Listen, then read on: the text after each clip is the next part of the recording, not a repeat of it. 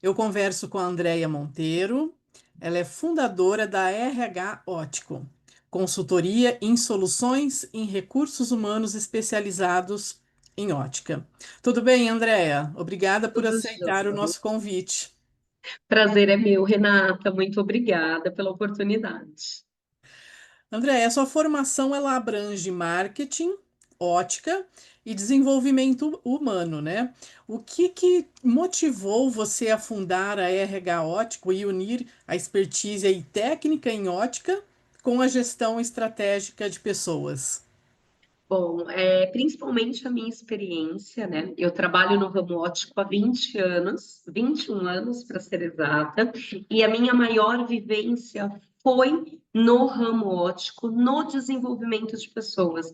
Então, eu sempre achei fantástico o você ensinar, o você desenvolver, e com tantas oportunidades ao longo desse tempo que eu tive em gestão e no desenvolvimento de pessoas, eu entendi ali que toda essa expertise e bagagem poderia ajudar de alguma forma quem procura uma recolocação ou até quem quer entrar no ramo ótico com essa facilidade ali do entendimento do perfil das pessoas. Então foi o primeiro gatilho para falar, opa, aqui a gente tem uma oportunidade interessante que pode ser benéfica para o mercado, principalmente para mim, que amo tanto pessoas e adoro trabalhar nessas áreas. E quais que foram os principais desafios que você enfrentou ao iniciar o RH Ótico e como que esses desafios moldaram, né, a forma como você enxerga o papel do RH nesse nicho? Perfeito. Bom, o primeiro desafio é a novidade, né? O fato de você trazer algo inovador, né? Eu sou pioneira em RH específico para o nosso setor, né? Hoje, quando a gente fala de RH, ele abrange muitas áreas. E para o nosso setor, não existia alguém dedicado a essa área, olhando ali os profissionais óticos. Então, quebrar essa barreira de que é possível ter ali um recursos humanos voltado ao nosso segmento, onde o olhar é o entendimento de quem já está inserido no ramo, sabe das dificuldades, das qualificações que os profissionais precisam ter, é a primeira barreira a ser quebrada. E com o decorrer do tempo, eu me deparei ali com algumas dificuldades um pouco mais comportamental, que é cultural do nosso ramo, né? A gente acaba tendo ali um turnover muito grande, a gente vê uma movimentação muito grande de profissionais dentro do nosso segmento, sempre em busca ali de subir os degraus, né? De subir a escada. Então, essa movimentação ela é muito grande. Então, eu sinto falta, e até hoje é uma das dificuldades que eu ainda tenho, em relação ao comprometimento. Nem sempre aquele colaborador que eu acabei de recolocar ele fideliza onde nós estamos colocando, mesmo passando por todo um processo, por testes, por identificação de perfil. Então, acho que esse comportamento cultural do nosso ramo em específico, ao mesmo tempo que ele é bom, ele gera ali algumas dificuldades ao longo das recolocações dentro do nosso mercado. Na sua visão, Andréa, o que diferencia uma ótica que apenas preenche as vagas, de uma que realmente forma equipes, de alta performance? Olha, principalmente o cuidado no desenvolvimento do colaborador, tá? O que eu percebo? As pessoas têm muito medo de aplicar um RH estratégico dentro do seu negócio, porque muitas vezes eles entendem que isso é para empresas de grande porte.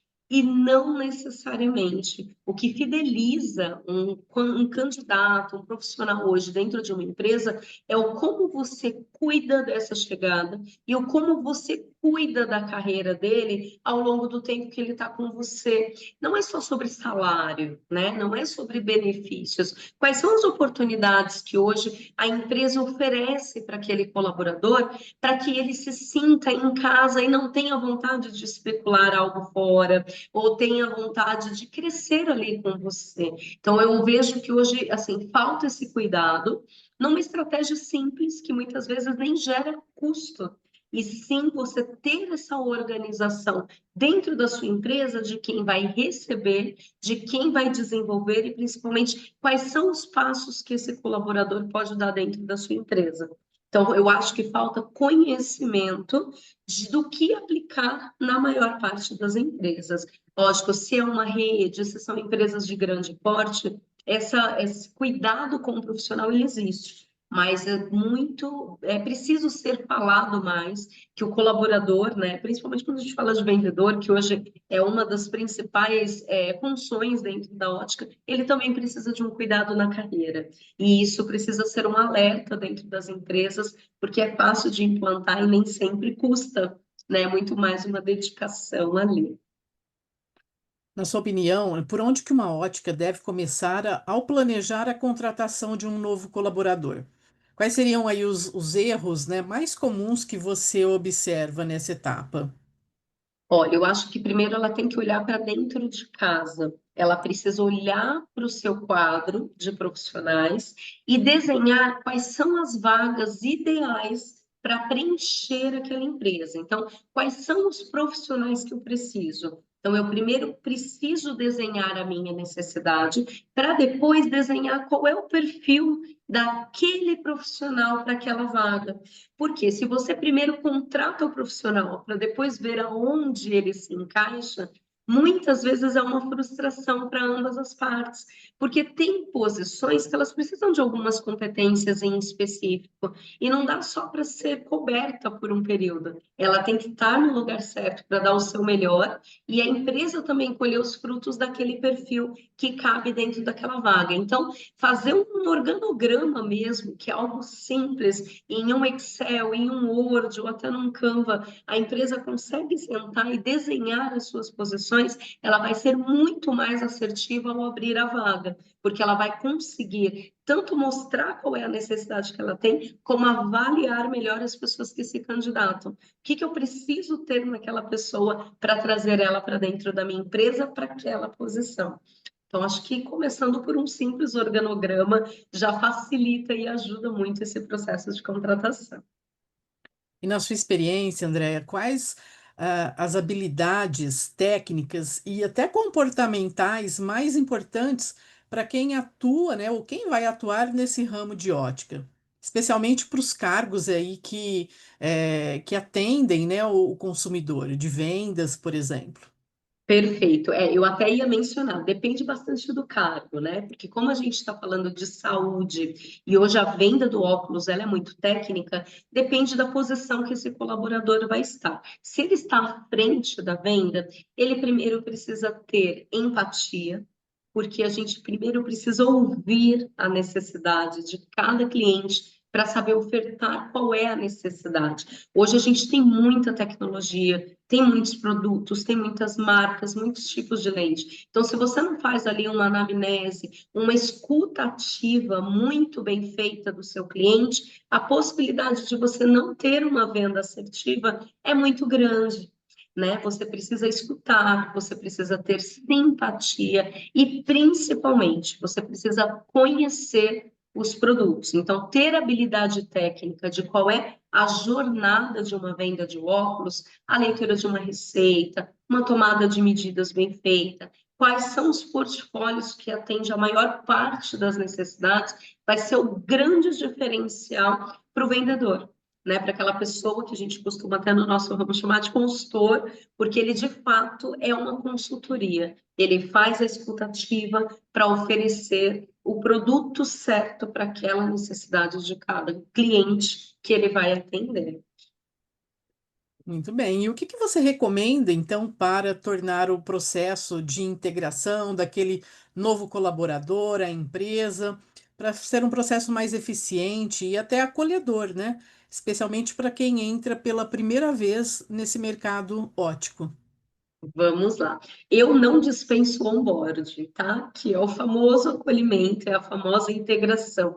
Quando você abre as portas da sua empresa, é como se fosse uma visita na nossa casa. A gente precisa nos apresentar, a gente precisa mostrar para aquela pessoa que está chegando quem somos nós. Então, esse acolhimento de contar a história da empresa, contar sobre os produtos que a empresa vende, quais são as metas e os objetivos que ela tem e, principalmente, qual é o papel de atuação desse novo colaborador, o que que é esperado dele. Quando você traz clareza, você consegue aumentar o comprometimento. Por quê? Porque você não gera expectativas erradas. A pessoa sabe o que está sendo esperado dela, e aí ela vai correr atrás para entregar, e a empresa já sabe o que esperar daquela nova pessoa. Então eu falo que é uma parceria, só que uma parceria ela só acontece de forma genuína se ambas as partes sabem o caminho que devem percorrer. Então, uma integração bem feita, e não precisa nem estar tão elaborada com kits. Se você tiver, lógico que é um plus, né? Se você tiver um material personalizado, com certeza esse acolhimento vai ser melhor. Mas só de você sentar com esse colaborador, entender quais são as necessidades iniciais para o desenvolvimento dele, caso ele não tenha experiência, ou explicar sobre as suas demandas para quem já tem experiência, vai fazer total diferença nesse acolhimento da chegada. E aí eu vou até complementar a minha resposta, te falando que essa é uma das maiores dificuldades que a gente tem hoje no setor. O onboard é muito difícil de ser realizado. Então, muitas vezes as pessoas são contratadas e já no mesmo dia estão no balcão vendendo sem nem saber o quê, sem nem saber qual é o perfil do cliente que aquela loja, por exemplo, atende. Então, a gente tirar um período para conversar, para explicar sobre você, para esse novo colaborador e entender o que ele traz de bagagem, é essencial para o sucesso de ambas as partes.